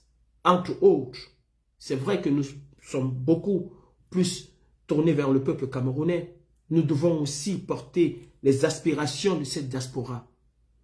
Que chacun dans cette diaspora puisse se retrouver en nous. Grâce à nous aujourd'hui, ils sont mieux reçus. Je parlerai de Paris. Ils sont mieux reçus à Paris qu'avant l'avènement de la basse en 2018. Grâce à la brigade anti-sardina, qu'ils aiment, qu'ils n'aiment pas, ils ont une certaine considération à la brigade anti-sardina, à l'ambassade du Cameroun. Grâce à la brigade anti-sardina aujourd'hui. Et ça aussi, c'est notre grandeur. Même si on n'est pas d'accord avec le RDPC, nous devons avoir la grandeur de reconnaître un certain nombre de choses, d'améliorations qui ont été opérées. Aujourd'hui, il est très difficile de faire le bruit à l'ambassade du Cameroun sans que l'ambassadeur ne descende, s'enquérir de la situation. C'est très difficile. Quand tu vas à l'ambassade du Cameroun aujourd'hui, de Paris, et que tu commences à lever le ton, l'ambassadeur descend instantanément régler le problème. Qu'est-ce qu'il y a, madame? Bonjour. Qu'est-ce qu'il y a, monsieur? Qu'est-ce qui se passe? Il écoute, il donne des ordres et on résout ton problème. Ça, c'est la brigade anti-sardinate. Ceux qui étaient d'accord avec nous, ceux qui n'étaient pas d'accord avec nous, en bénéficient aujourd'hui. Et c'est parce que nous ne communiquons pas que les gens ne savent pas. Et même ceux qui en bénéficient et qui étaient contre nous ne viennent pas le dire. Mais aujourd'hui, ils sont mieux reçus à l'ambassade du Cameroun. Nous avons crié sur les passeports. Aujourd'hui, il faut combien de temps pour avoir son passeport? Des gens attendaient parfois 8 mois, 1 an. Aujourd'hui, ils sont servis rapidement parce que nous avons fait ce que nous avions à faire. Et l'on peut encore porter ses aspirations plus haut. Il est hors de question. Le tourisme, c'est pour l'étranger. Ce n'est pas pour les nationaux. Il est hors de question qu'en 2025, pendant que tous les pontes du régime ont la double nationalité et en bénéficient, il est hors de question qu'au Cameroun en 2025, pendant qu'on accepte la double nationalité à Samuel Eto'o-Fils, qu'on doit refuser la double nationalité à Ngombaga, qu'on doit refuser la double nationalité à Kenfak, qu'on doit refuser la double nationalité à un X ou à un Y. Il est hors de question que Paul Biya, lui, puisse bénéficier de la double nationalité et que les Camerounais, non. Il est hors de question que Chantal Vigourou puisse bénéficier de la double nationalité et que les Camerounais, non. Nous devons porter à la connaissance des partis politiques, leur dire, voilà aussi notre projet de société. Et je ne parle pas seulement de la diaspora. Il y a des maladies au Cameroun. Il y a des parents qui souffrent énormément. Mais énormément. Parce qu'il y a au Cameroun des maladies que j'appelle moi des maladies orphelines. Des maladies qui touchent 0,1% de la population. Vous avez peut-être sur 100 000 enfants ou 1 million d'enfants, vous avez 10 enfants qui souffrent de maladies extrêmement coûteuses pour les parents. Et il faut que ce genre de cas soit pris en charge par l'État. Il faut que l'État puisse trouver des moyens pour prendre en charge ce genre de personnes. Nous avons des personnes indigentes au Cameroun qui doivent être identifiées et qui doivent avoir un suivi de l'État au Cameroun. C'est possible, parce qu'il y en avait à l'époque. C'est possible de le faire. Et si l'État ne peut pas aller vers tout le monde, de créer des centres, de créer des conditions telles que les parents qui souffrent de ce genre de cas peuvent venir. On voit combien ils gagnent. Est-ce qu'il est possible de leur apporter, en fonction de leurs moyens, une aide de 80%, 70%, voire même une prise en charge totale? C'est possible de le faire. Et c'est aussi le projet de société que nous devons porter. Je parlais tout à l'heure des enfants autistes qui touchent une population très limitée au Cameroun, marginale, mais qui est un véritable frein pour les parents. Imaginez-vous un papa, une maman qui a un enfant autiste, qui doit donner tout l'amour à cet enfant. Généralement, nos parents sont démissionnaires parce que dépassés par les événements. Dans nos centres d'éducation, est-ce qu'on forme au Cameroun du personnel adapté à ce genre de situation? Nous devons porter aussi ce genre de projet-là.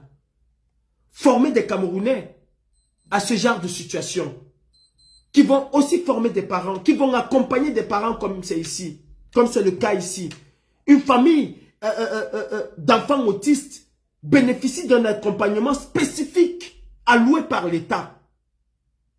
C'est aussi le temps pour nous, Brigade Anti-Sardinage, de nous retourner vers ces professionnels-là comme la reine galloise, qui a une expérience, et avec elle d'élaborer certaines propositions que nous allons aussi en 2025 soumettre aux candidats.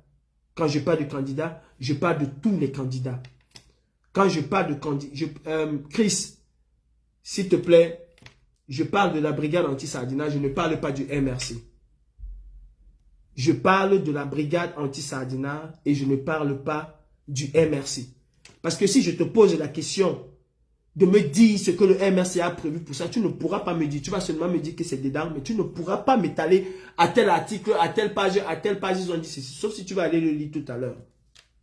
Les grandes lignes du MRC, on les connaît tous. Comme les grandes lignes des autres partis, parce que Cabral Libi aussi en parle, si je ne me trompe. Il a un volet social dans son programme politique. Le RDPC a un volet social dans son programme politique. Tous ces partis ont ces volets-là. Je te parle des choses bien spécifiques et de l'implémentation de ces choses. Donc, à un moment, s'il vous plaît, Essayons de lever le débat. Moi, je parle de la brigade anti-Sardinat qui doit avoir des propositions à apporter. Je ne parle pas d'un copier-coller. Je te parle d'un travail avec quelqu'un sur le terrain qui connaît des choses, qui peut nous dire voilà comment vous allez faire. Pas d'un copier-coller. Il ne s'agit pas ici de prendre ce que le MRC a dit et le faire. On peut même améliorer d'une autre manière ce que le MRC a dit. On peut apporter des propositions sur des choses que le MRC a dit. À un moment, nous disons que les Sardinats sont tous focalisés sur Biya, mais nous ne pensons pas nous-mêmes. Nous refusons de penser parce qu'il y en a déjà qui ont pensé pour nous. Non, Chris. Nous devons développer notre esprit. Tu peux apporter une amélioration. Le MRC peut dire ceci, ceci. Ils ont oublié un petit détail que toi, Chris, tu peux apporter. Et qui peut être un véritable apport à leur projet. Arrêtons de rester cantonnés sur le MRC. Je ne parle pas du MRC, je parle de la brigade anti-sardinade en tant qu'entité. En tant qu'entité. Et c'est bien de me rappeler que le MRC l'a dit. D'où mon interpellation au MRC. D'où mon interpellation au MRC. De créer une véritable page Facebook qui doit être animée. Et que les thèmes doivent se suivre. C'est-à-dire, si quelqu'un veut quelque chose, il peut regarder telle petite vidéo où elle est expliquée de fond en comble. Où elle est expliquée de fond en comble. La meilleure façon même, c'est d'enlever les commentaires. Et là, tu ne lis plus. Parce qu'à un moment, ça te déroute. Pensons par nous-mêmes. Pensons par nous-mêmes. Il y a des familles ici au Cameroun qui boivent du noir, qui ne peuvent pas acheter un médicament parce que le médicament, même déjà en France, est-ce que vous savez qu'il y a des médicaments de 14 000 euros? 14 000 euros en France. Est-ce que vous savez? Et généralement, c'est la sécurité sociale qui prend en charge ce genre de médicaments. Au Cameroun, ce n'est pas le cas. Et même si le MRC avait dit qu'il va apporter une aide de 10%, nous devons aller au-delà de cette aide de 10%. Nous devons imposer même la prise en charge totale de ce genre de pathologie au Cameroun. Nous devons aussi réfléchir par nous-mêmes. Voir ce que nous pouvons améliorer. Parce que rien n'est figé dans ce monde. Rien n'est figé dans ce monde. Absolument rien. On peut améliorer les choses à tout moment. Et on doit même améliorer à tout moment. Élevons un peu le débat. Pensons au peuple camerounais. Quand je dis que la base doit être neutre pour le moment, c'est tout à fait normal. D'ailleurs, je n'ai jamais été encarté aux militants. En 2025, en 2018, j'étais neutre. Je n'avais aucun candidat. J'ai suivi le candidat qui a porté ses responsabilités. Quand les gens ne voulaient pas bouger de l'ambassade du Cameroun, au soir du 7 octobre, j'avais lancé un appel à tous les candidats. À tous les candidats, je n'avais pas ostracisé, je n'avais pas mis un de côté. J'avais lancé un appel à tous les candidats. Serge Espoir Matomba, tous les candidats. Et celui qui a répondu à cet appel, je l'ai suivi. Je l'ai suivi avec vigueur, avec puissance multipliée. J'ai fait ce que j'avais à faire. Mes compagnons ont fait ce qu'ils avaient à faire. Et aujourd'hui encore, je suis tous les candidats. Au soir de la campagne, j'aurai un candidat que je suivrai. Celui qui aura, à mon avis, la chance de véritablement challenger Biya. Aujourd'hui, mon combat, c'est tous contre Biya. C'est vous pouvez choisir tout ce que vous voulez choisir, mais pas Biya. Et c'est ça qui doit être notre combat aujourd'hui. C'est ça qui doit être notre combat aujourd'hui. Pas de dire à quelqu'un aujourd'hui, tu vas voter tel. Alors on va prôner tel. Ces militants sont là pour le faire. Ces communicateurs sont là pour mettre en avant son visage, sa pensée politique. Ces militants sont là. Son équipe de campagne, elle est prête pour ça. D'ailleurs, les autres sont en campagne. Il n'y a que nous qui ne le sommes pas encore, nous de l'opposition. Mais les autres, ils sont déjà en campagne. Mon rôle aujourd'hui et ton rôle doit être de sensibiliser les Camerounais à aller voter. À voter pour tout le monde, mais pas voter pour le RDPC. Ça, c'est d'abord notre rôle premier. Ensuite, la sélection naturelle va se faire. Projet politique contre projet politique. Et tel que Cabral Libye est parti, je peux vous assurer que vous auriez l'essentiel de son projet politique sur une forme digitale. Et quand je parle digital, ce serait sur une forme explicative sur une vidéo. Ils sont déjà en train de travailler dessus. Ce serait projet politique contre projet politique. Ce serait le charisme des uns, parce qu'il n'y a pas que le projet politique. Il y a le charisme des uns et des autres. Il y a la pertinence des uns et des autres. Il y a la probité. Il y a un certain nombre de choses qui entrent en ligne de compte. Et après, rien qu'après, nous pourrions devenir des militants. Parce qu'on espère que celui qui porte le mieux nos aspirations, les aspirations du peuple, c'est telle personne. Donc je battrai campagne pour cette personne-là. Que quelqu'un ne vient pas me dire demain que Calibri, tu avais dit que tu es neutre. Je suis neutre pour le moment. Jusqu'à ce que la sélection naturelle se fasse. Jusqu'à ce que chaque candidat me propose ou propose au peuple son projet politique. À l'issue de cela, je choisirai celui que j'estime qu'il a le charisme, d'abord, qu'il a la probité pour, parce qu'aucun de ces candidats ne va nous dire ici qu'il va nous rendre la vie dure. Donc je choisirai sur un certain nombre de critères. Et en ce moment-là, si c'est au sein de la brigade anti-sardinat, nous dirons, voilà celui qui porte le mieux les aspirations du peuple que nous voulons, que nous souhaitons, dont nous apportons notre soutien à X ou à Y. C'est comme aux États-Unis ou comme en France. Quand un artiste se rallie à tel ou tel candidat, il ne le fait pas 6 mois avant les élections. Il ne le fait pas 8 mois avant les élections. Il attend voir. Parfois même jusqu'à la dernière minute. Parfois même c'est à l'entrée même. C'est à la veille de la campagne électorale qui dit « Ok, j'estime qu'il faut, j'appelle mes gens, ceux qui me suivent, à voter pour tel. » C'est comme ça. Au départ, ils étaient neutres. Et après, ils prennent position. Il faut toujours prendre position. Il faut toujours prendre position. Je prendrai position.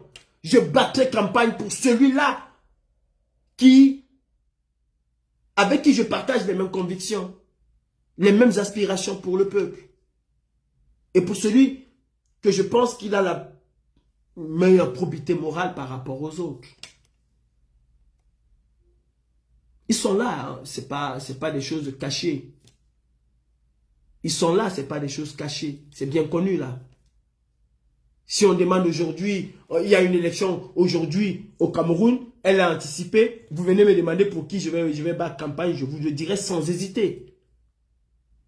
Je vous le dirai sans hésiter. Mais cependant, si demain matin, là, il y a un jeune Camerounais ou un vieux Camerounais, je ne sais pas, Gaga Aman a dit qu'il lève le peuple et qu'il dit que moi, je n'ai pas délogé Biya et tout dit. Je ne vais pas lui dire, non, mon père, attends d'abord que l'élection. Je vais être derrière Gaga Aman a dit. Je vais être derrière Gaga Aman a dit.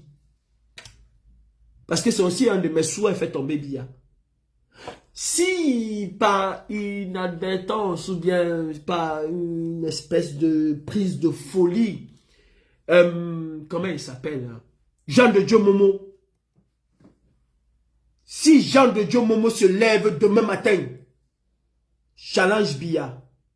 Je ne suis pas là pour chercher à savoir si c'est vrai, si c'est pas vrai, si c'est pas organisé. Si challenge Biya, que père, pleure à des sauts. Tu ne dors pas et tu dis demain. Je ne vais pas lui dire que c'est entre vous les sardinats. Je vais prendre mon pop quand je vous regarde. S'il est sincère dans sa démarche, si il a des gens qui suivent, il y a 1 million de personnes, 300 000, 20 000, 10 000, 1000 personnes derrière lui, je vais dire, ah, l'appel peut être vrai. Si je vois ces gens en train de bagarrer avec les policiers, je ne vais pas dire que non. Là, je vais dire, mon frère, allez for you back. Quand le prêtre dit, quand l'évêque, l'archevêque dit qu'il nous faut même un diable à la place de l'État du Cameroun, vous applaudissez que le diable là c'est qui? Ça peut être le genre de Joe Momo. Le diable là peut être un des amis de Biya. Vous avez dit oui au prêtre, non? Pourquoi vous allez me dire non? Parce que le diable peut être un des amis de Biya. Le diable peut être un des enfants de Biya. Le diable peut même être un gongo. Si vous vous réveillez demain matin, vous apprenez qu'un gongo a mis Biya en résidence surveillée, vous allez faire quoi? Si vous vous réveillez, on se réveille demain matin, on apprend qu'un gongo a mis Biya en résidence surveillée. Quand on vient nous faire un discours qu'à partir d'aujourd'hui, c'est moi le nouveau président. On va dire quoi? Que non, tu vas organiser les élections là, ou bien... C'est mon frère, on va d'abord faire avec. On va d'abord faire avec, qu'on soit d'accord ou pas. C'est le diable que le prêtre a demandé. C'est le diable que l'évêque a demandé. C'est le diable que le peuple a dit, oui, bravo mon père, nous sommes avec toi. On veut même un diable, même pas celui-là. C'est ça, c'est de ça qu'il s'agit. Éduquons le peuple à la chose politique. Éduquons le peuple à la chose politique. On nous a tous tout le temps dit d'école les écoliers et la politique aux politiciens. Voter, c'est un acte politique. Voter, c'est un acte politique. Et c'est d'ailleurs un acte citoyen avant tout. Parce que des gens sont morts. Des gens sont morts pour avoir le droit de vote. Martin Luther King et les autres se sont battus pour ce droit aux États-Unis. Ont donné de leur vie pour ce droit de vote aux États-Unis. Voter, c'est un acte politique. Et il y a des gens qui disent, tu attends que l'État fait pour toi, que les pays fassent pour toi, qu'est-ce que tu as fait pour le pays? Eh bien, participer à la chose politique, c'est un devoir citoyen. Il y a qu'au Cameroun qu'on dit aux gens que ne vous intéressez pas à la chose politique. Hein. Ici, les délibérations à la mairie, c'est public. Hein. Chacun est invité. Et même à venir participer, à venir dire ce qui ne va pas. C'est public. Payer les impôts. Payer les impôts déjà à la TVA, tout ça. C'est un acte politique.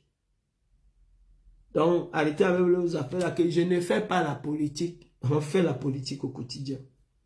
Quand tu as deux enfants qui se querellent et que tu essaies de tripatouiller, il y a un qui a raison, mais il y a un qui a tort. Mais tu ne veux pas qu'il perde la face devant l'autre, tu tournes. C'est de la politique. Mais il y a une différence entre poser un acte politique et être un homme politique. Nous ne sommes pas des hommes politiques, mais au quotidien, on le pratique. On le pratique. Au quotidien, on le pratique. Éduquons le peuple, mes frères. Et comme je le disais hier, soit idiot, on a cru qu'on était dans l'enfer. D'ailleurs, je me souviens d'une chanson quand j'étais petit, une chanson à la gloire de la Sonnelle. Hier nous étions dans l'obscurité, hier nous étions dans les ténèbres, aujourd'hui grâce à la Sonnelle, Grâce à la sonnelle, tout est éclairé. Sonnelle, sonnelle, sonnelle, concorde. Aujourd'hui, est-ce que nous sommes sortis des ténèbres? Non. Aujourd'hui, nous sommes en plein dans les ténèbres. Alors que quand j'étais petit, à la radio, à la radio, Cameroun Radio, c'était hier nous étions dans les ténèbres. Et quand on parle de hier, on parle de 1950. Il parlait de 1950. Nous étions dans les ténèbres. En 2025, nous sommes encore dans les ténèbres. Alors qu'en 80, en 75 ou en 60, nous n'étions plus dans les ténèbres. On n'était plus dans les ténèbres. Vous n'avez pas connu le beau Cameroun que nous autres avons connu. Combien de vous ont connu la Sotuc?